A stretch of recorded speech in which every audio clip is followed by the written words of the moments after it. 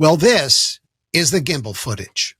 The video released by the United States government and its Department of Defense from footage procured from the USS carrier Theodore Roosevelt back in 2015. My guest today is Matthew Roberts, a former naval cryptologist who was aboard the Roosevelt, who actually reviewed the Gimbal event and later the Go Fast event as well. He tells us how it dramatically impacted his life. He also says the United States government has more footage like this, a lot more. In 2020, after the Gimbal event and after the New York Times 2017 article regarding it, Matthew wrote this book, Initiated, in which he tells intimate details of what happened in his life, both positive and harrowing, in light of the Gimbal event. Dude, that is a fucking drone, bro. There's a whole fleet of them. Look on the ASA. My gosh.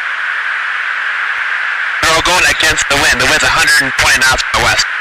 The whole thing, dude.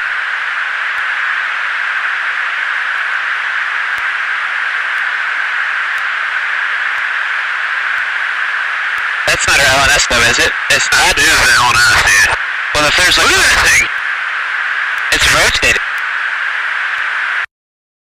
So, that was the first time I saw the gimbal footage.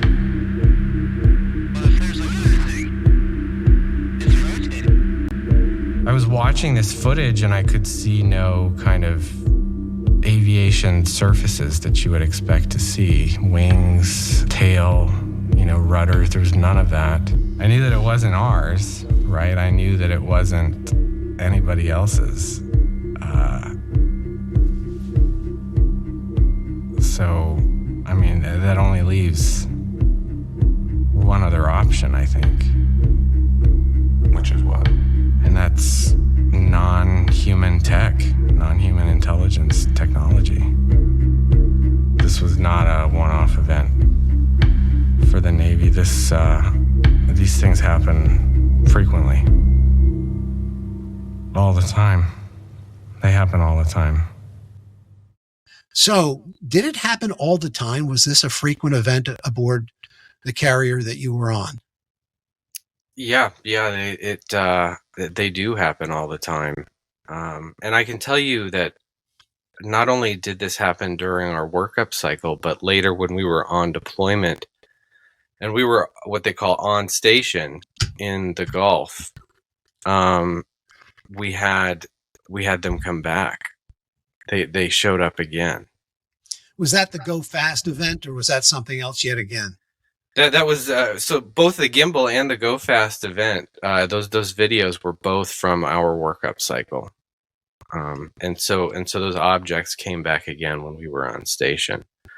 But as I said, they happen all the time. They happen to other carrier groups. This wasn't specific to us.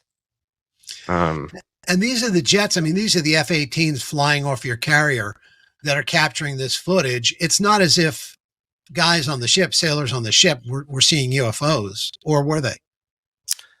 Well, I hesitate to go any further than that. The thing that I will say is that they happen frequently, and yeah, and that's what I'll say about it. I understood. I know there's certain things you can and cannot say, but what I do understand is that you have 5,000 sailors on this ship, and you said that it really wasn't common knowledge. At least the Gimbal event wasn't common knowledge to most of the people on that ship. That's correct. Yeah, the regular people on the ship that aren't read in, that don't have a clearance, that aren't in intel. So if you weren't in intel or the air wing, the likelihood was that you would not know that anything was going on. So the ship wasn't abuzz with this. There were only certain people who were talking about it who knew what was happening. So how did you find out about it? As I recall, one of the stories you tell is like they started talking about UFOs. Someone started talking about UFOs, and you almost didn't want to hear their conversation. Yes, that is true, but that wasn't the first time I heard about it. So the first time I Right. heard about it, one of my buddies who works more closely with the air wing came into the skiff where I work, and he said, "Hey, I've got something to show you," and so I sat down at my computer and I pulled it up, and we all kind of just gathered around the computer and watched these clips. And so that was the first time I saw it. Um, and later, of course, I heard I was going to a meeting. I heard there were two pilots standing on either side of the briefing room door, and they were talking about, "Hey, did you see the UFOs, the videos?" And they were just discussing it, and I kind of threw my head down at the floor and just walked right past them. I didn't I didn't want to hear that conversation. It may be part of a recurring theme, which we're going to address today, is that sometimes people just don't want to hear some of these things. Maybe that's what you were going through. Because didn't you say that you had an emotional reaction to this when you were examining the footage? Yes, I did. I didn't understand it at the time, but I did. I had a very emotional reaction to it. I could kind of feel tears welling up in my eyes as I'm watching this footage, and I didn't understand it, and I watched the footage obsessively, for the next several months, to the point that people would come into the shop where I work, and they would see me watching it again, and they're like, "Oh, are you watching that again? What is wrong with you?" and I would just say, "How do you not think this is the most incredible thing you've ever seen?" It reminds me of that scene in Close Encounters where Richard Dreyfuss, once he's seen the event, he has to look at it over and over again. He becomes obsessed in some ways. I'm not saying that this is a one-on-one with you, but in some ways, that is part of the obsession, right? This is so otherworldly, so important, so galvanizing that you can't look away once you do start looking. Yes, absolutely.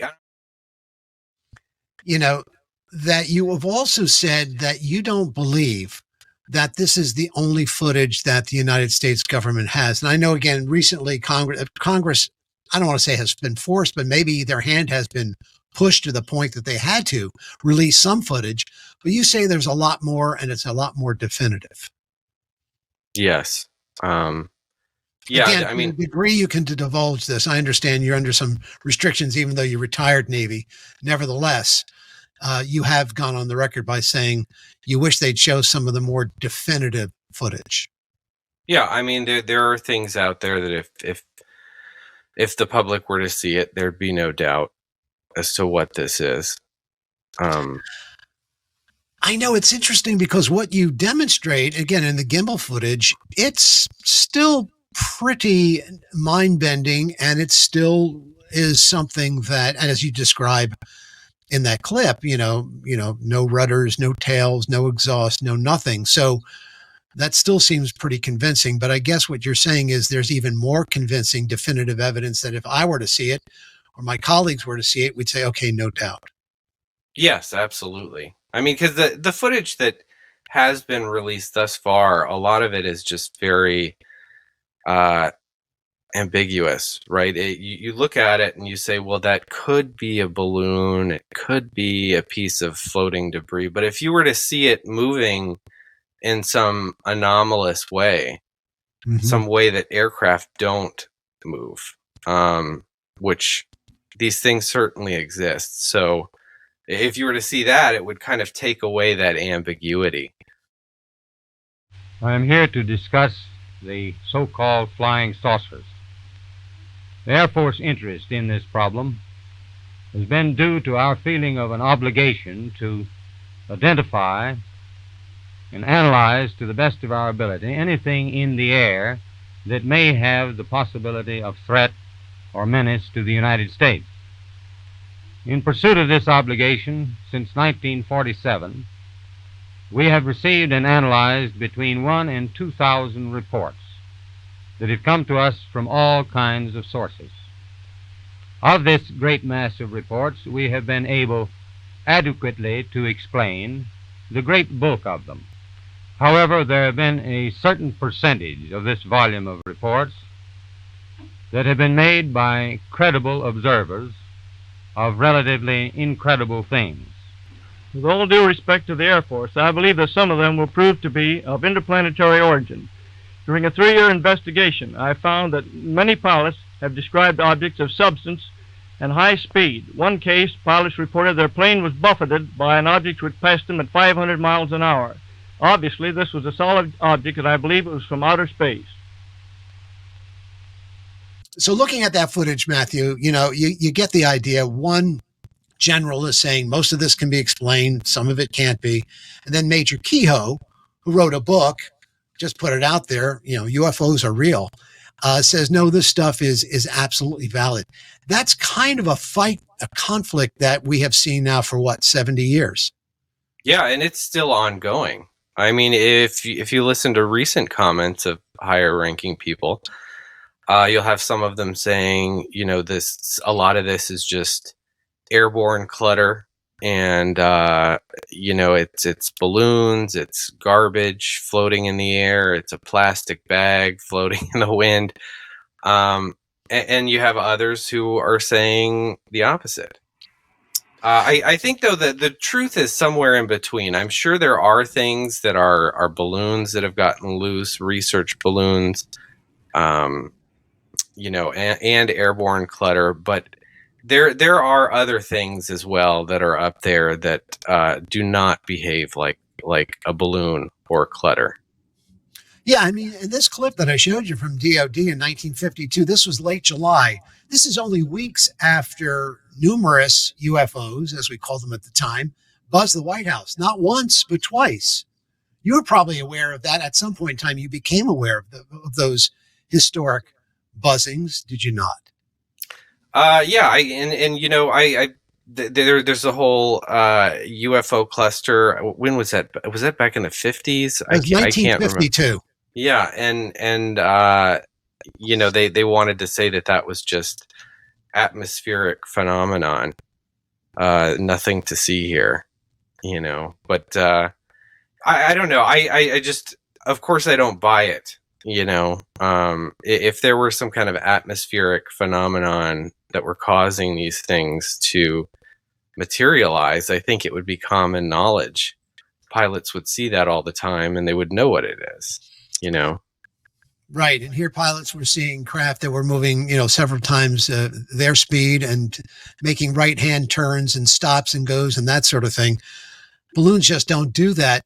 So what I find interesting about the Encounter series is that, to me, it's a story of vindication, because we've known for decades good, upstanding people, not only sober, temperate-minded people in the military, level-headed people such as yourself, but we're seeing pillars of communities. And I love the way they started this out. One of the gentleman from Stevensville, Texas, he's an entrepreneur. He's a pilot himself. He's up on a hill with two other buddies. He's castigated. He's basically pushed to the side. And this has been the recurring story, right? That's correct. And, that's one of the reasons why I came forward with my own story, because I didn't like the idea that this was being kept secret and that people were being ostracized in this way unnecessarily. That just didn't sit okay with me. And especially you have people in careers who maybe their career is dependent upon their psychological state, and so if you go to if you start talking about this stuff, and maybe your wife wants you to go to a psychiatrist or your spouse, and they diagnose you with something like schizophrenia or some other possibly career-ending diagnosis, I'm not okay with that. I'm not okay with that at all. It's wrong. It's disgusting that is allowed to continue. On that level, you're all the same, right? And so there's no, you might be 3 feet tall, but you're no different than someone that's 9 feet tall, right? If you've both attained gnosis, right? And so I feel like this idea that there's some kind of war going on is in space, and different races with different ideologies, I think is just a little bit nonsensical. I think because, as I said, on the level of gnosis, if you know, you know, right? And in order to have craft and the technology that they do, they would have attained gnosis. And so I don't see it as a kind of plausible theory that there are different races with different kind of different notions or different plans for us. I think it's all the same.